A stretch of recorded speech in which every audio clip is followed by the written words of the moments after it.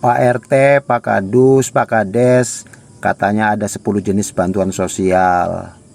Mulai dari banpres, bantuan menteri, gubernur, bupati, bantuan kepala desa, melalui BLT dana desa. Terakhir katanya ada bantuan untuk pelaku usaha sebesar 2,4 juta. Tapi kenapa masih banyak fakir miskin yang kelewat? Pelaku usaha yang benar-benar ada usahanya juga tidak dapat.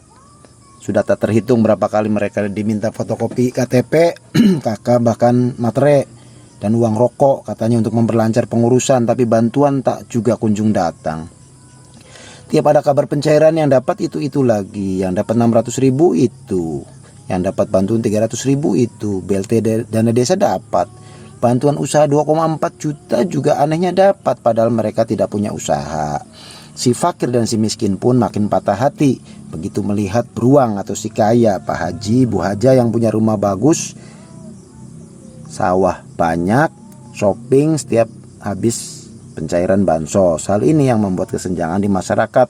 Pak RT, Pak Kadus jangan hanya mendata saudara-saudaranya saja. Masa satu keluarga bisa dapat lebih dari satu jenis bantuan? Bahkan ada yang 2, 3, 4, bahkan lebih. Bahkan ada salah satu dari jenis bantuan penerimanya suami istri.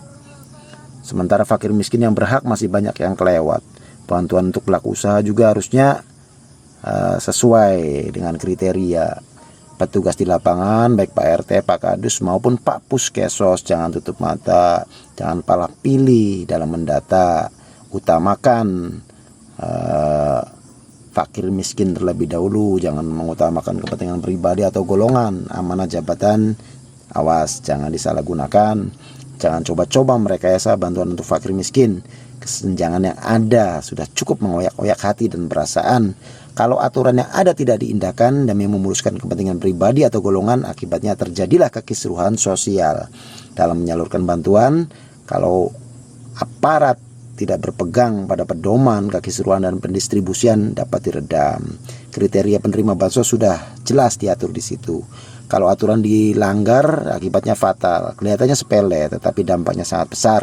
Contohnya dalam pendataan fakir miskin, terjadi tumpang tindih data fakir miskin. Bahkan ada tidak sedikit si kaya disulap jadi si miskin dan menerima bansos tidak sesuai kriteria yang sudah ditentukan.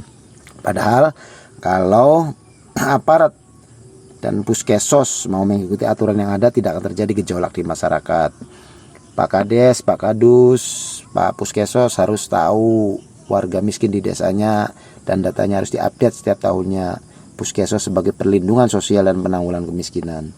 Puskesos itu dibentuk untuk penanggulangan fakir miskin dan orang tidak mampu sebagaimana peraturan Menteri Sosial nomor 15 2018. Pak Kades harus paham ini sehingga tidak ada lagi tumpang tindih penerima bansos dan fakir miskin mendapat akses perlindungan dan pelayanan sosial yang layak. Data yang diajukan misalnya Kang Melalu itu tanda tangan palsu.